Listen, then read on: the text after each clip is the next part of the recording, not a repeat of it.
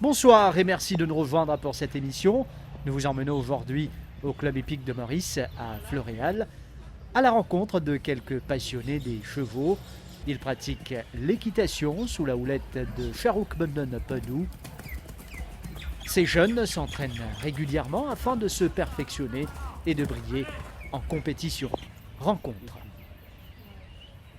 Alors, Sharouk, vous agissez comme coach éventuellement ici au Club Hippique de Maurice. Parlez-nous justement de cette expérience. Une séance, comment ça marche normalement? Alors une séance dure 1 heure normalement. Donc parfois on fait un peu moins, on fait des cours particuliers d'un peu moins. Mais ouais, une séance dure 1 heure, on commence par la mise en selle, donc les élèves se mettent à cheval tous ensemble dans la carrière ici. Et après ça on commence par l'échauffement.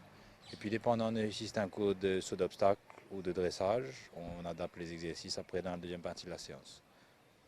Justement, par exemple, là, en début de séance, euh, pour les quatre qui sont derrière nous, euh, pour elles, comment est-ce que ça va se dessiner aujourd'hui, sachant que l'échauffement vient de prendre fin?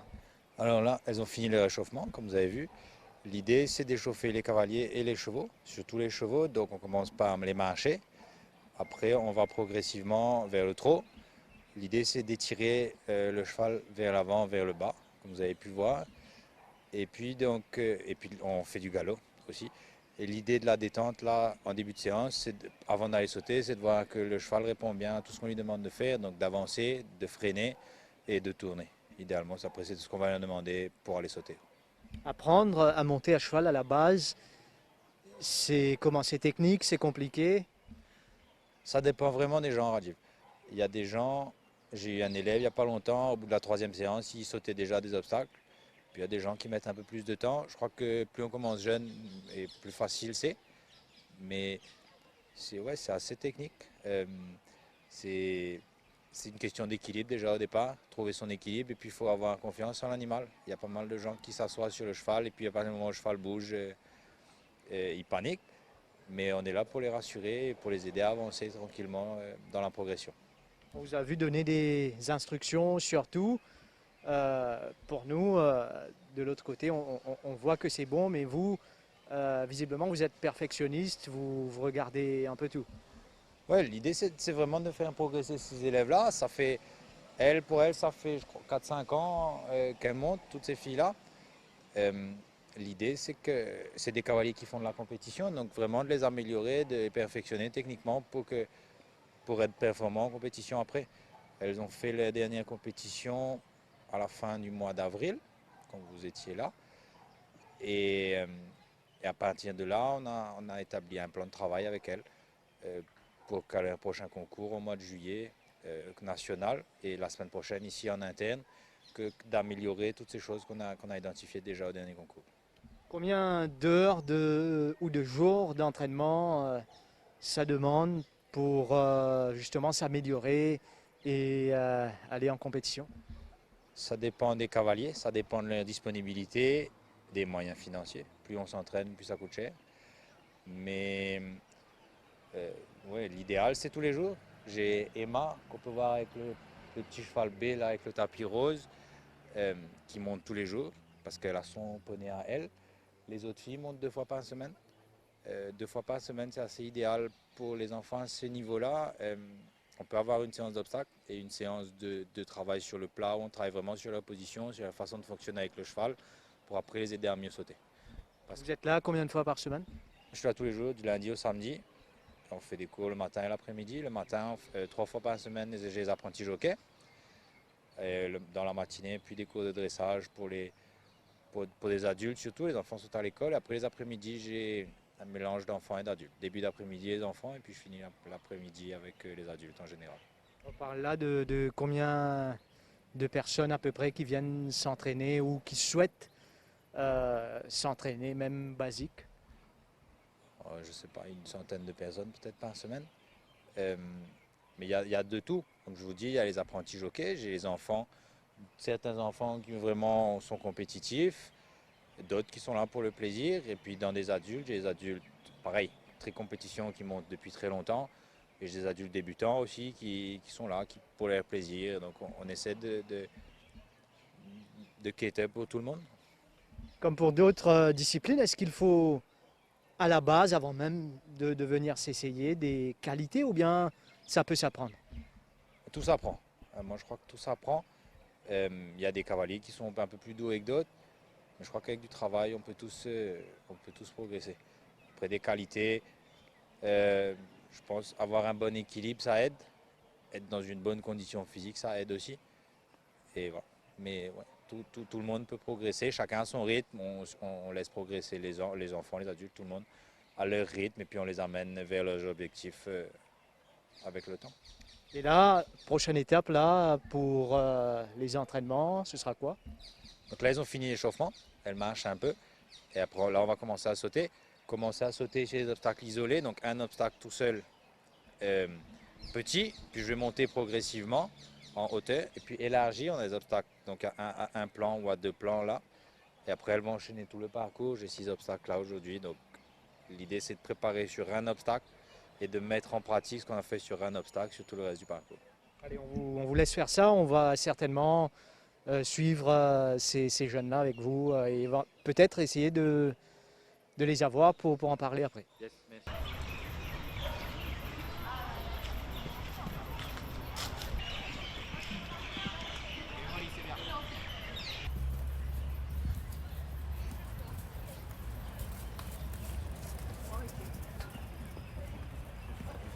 Molika Ramlagan.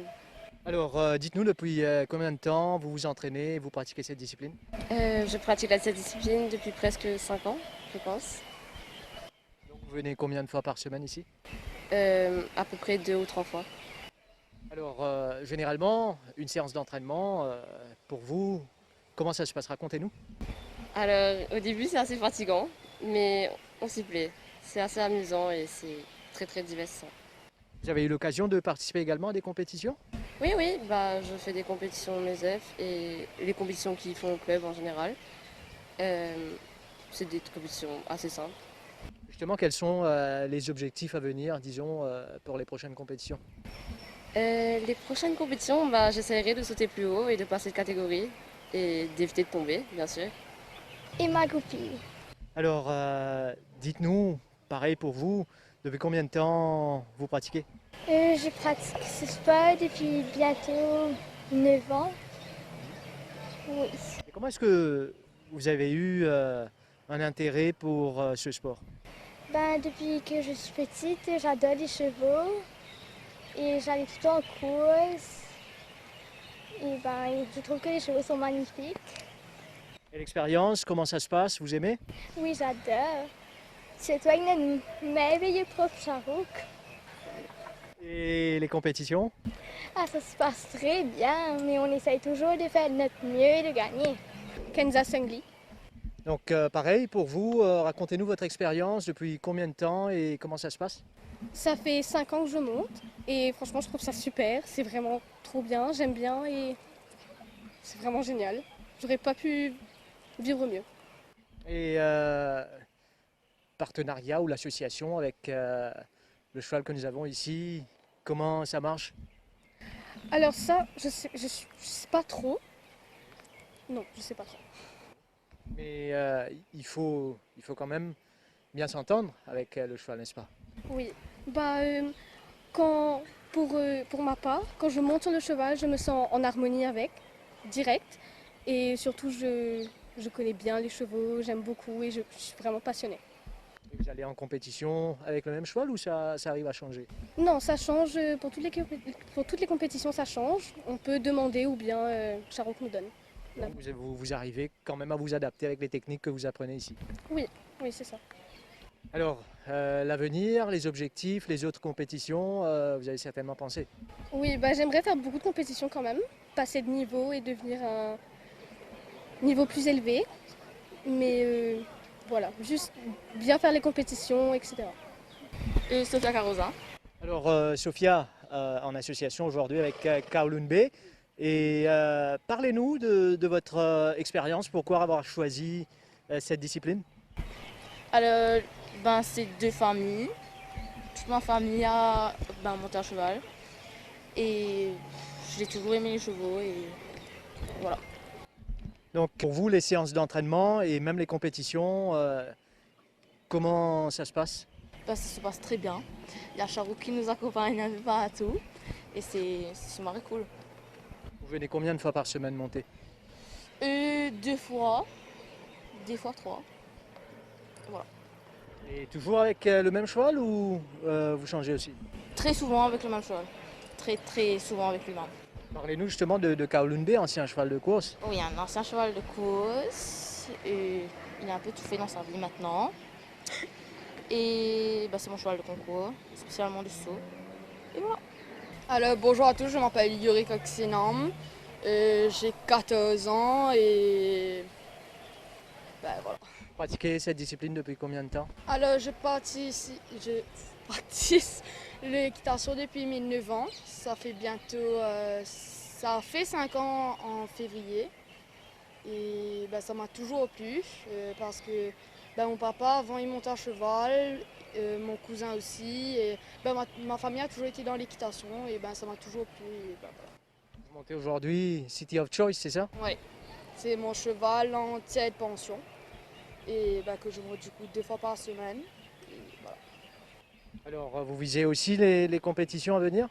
Alors oui, il faut savoir que mon cheval c'est un ancien cheval de B, donc dans la catégorie 1m10, 1m20.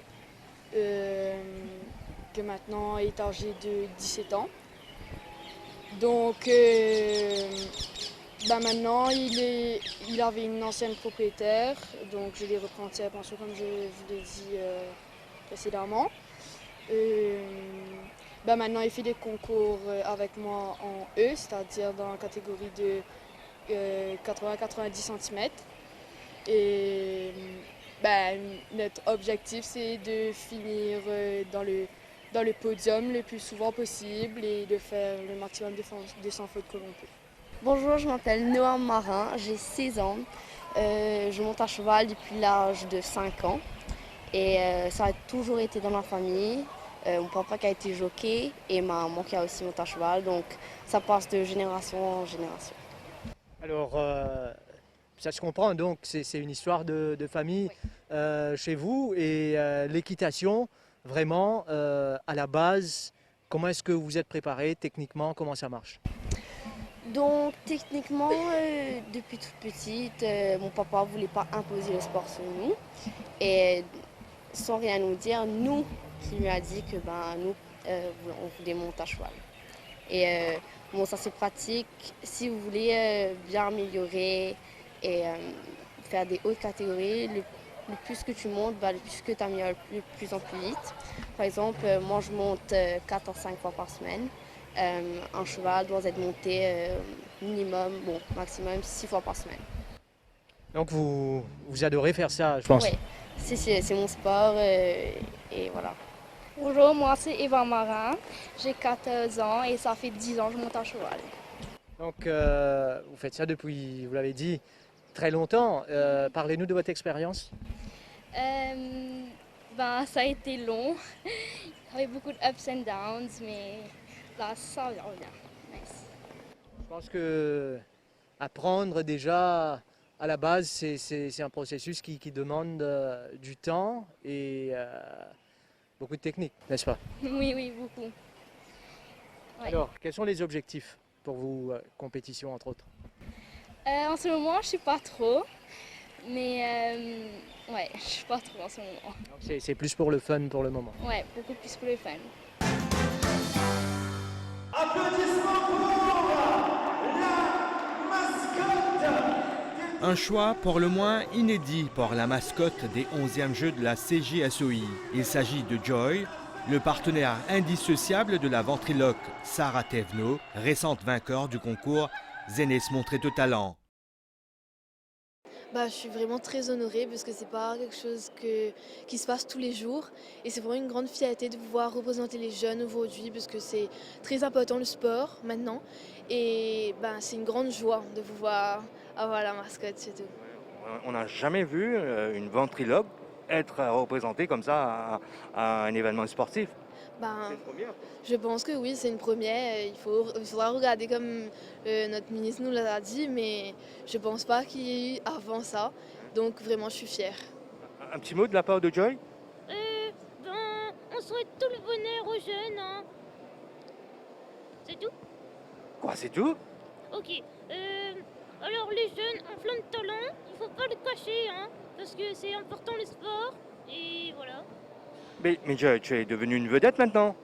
Oh, c'est un gros mot, hein, mais je pense que... un petit peu. Et c'est teenagers. Du monde ensemble. Du monde ensemble. C'est la fête. La fête. C'est la fête. Allons tous ensemble. C'est la fête. On va jouer, on va chanter, on va danser. C'est la fête. On va jouer, on va chanter, on va danser. C'est la fête. Allons tous ensemble. C'est la fête. Oh, oh, oh, oh, oh. C'est polymazique. C'est forêt physique. Perdu ou gagné, pleurer, soyez. Spoli nourrit l'amitié, l'amitié. C'est la fête. La fête. C'est la fête. Allons tous ensemble. C'est la fête. On va jouer, on va chanter, on va danser. C'est la fête. On va jouer, on va chanter, on va danser. C'est la fête. Allons tous ensemble. C'est la fête. Oh, oh, oh, oh, oh. C'est de se rassembler dans un esprit fraternité. Des drapeaux tout collés, comme ma poisson dans la mer. Ave flotter dans les airs, dans les airs. C'est la fête, la fête, c'est la fête. Allons tous ensemble, c'est la fête. On va jouer, on va chanter, on va danser. C'est la fête. On va jouer, on va chanter, on va danser. C'est la fête. Allons tous ensemble. C'est la fête. On va jouer, on va chanter, on va danser. C'est la fête. On va jouer, on va chanter, on va danser. C'est la fête. Allons tous ensemble. C'est la fête. Oh, oh, oh, oh, oh, oh. On va jouer, on va chanter, on va danser. C'est la fête. On va jouer, on va chanter, on va danser. C'est la fête. Allons tous ensemble. C'est la fête. C'est la fête. Jouons tous ensemble. C'est la fête. C'est la fête. Chantons tous ensemble. C'est la fête. C'est la fête. Dansons tous ensemble. C'est la fête. C'est la fête. C'est la fête. C'est la fête.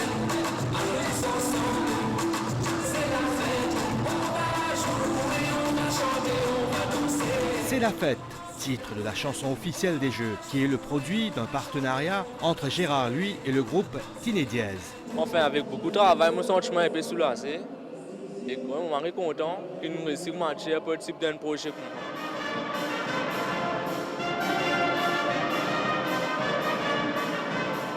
L'orchestre de la police s'est chargé de la composition de l'hymne des Jeux. Durant la partie protocolaire, l'invité d'honneur, le président de la République Prithviraj Rupan, a rappelé les efforts consentis par l'État pour le développement du sport à Maurice et dans la région. Nous œuvrons afin que Maurice soit une référence et devienne un acteur important de la scène sportive qui puisse s'engager pleinement dans l'économie du sport de haut niveau. Le ministre Stéphane Toussaint dit vouloir tout mettre en œuvre pour que l'événement soit à la hauteur des espérances. Alors donc, du 4 au 11 décembre, nous pouvons accueillir les Jeux de la CGSOI ici à Maurice. Et effectivement, après le succès des Jeux des îles en 2019, donc oui, nous pouvons passer là-bas très haut parce qu'encore une fois, nous pouvons accueillir nos bonnes frères, nos bonnes sœurs de l'océan Indien. Et donc dans ce cadre, aujourd'hui même, nous avons lancé l'hymne des Jeux, la chanson des Jeux et surtout la mascotte des Jeux qui est en ma présence. Donc c'est Joy qui est la mascotte, accompagnée de sa copine Sarah. Donc nous venons de faire le lancement de cette belle mascotte qui sera, allons dire, l'ambassadeur de ces Jeux et qui sillonnera l'île et qui sera présent durant les Jeux. Je peux savoir, ça va être quoi la prochaine étape? Alors, la prochaine étape, c'est bien sûr vulgariser la mascotte et la chanson. Et aussi, au niveau de l'organisation, c'est bien sûr rassembler le maximum de sponsors pour finaliser tout ce qui est, bien sûr, l'organisation. Et il ne faut pas oublier que j'ai aussi la responsabilité de veiller à ce que nos athlètes puissent s'entraîner et se préparer pour bien faire durant ces Jeux.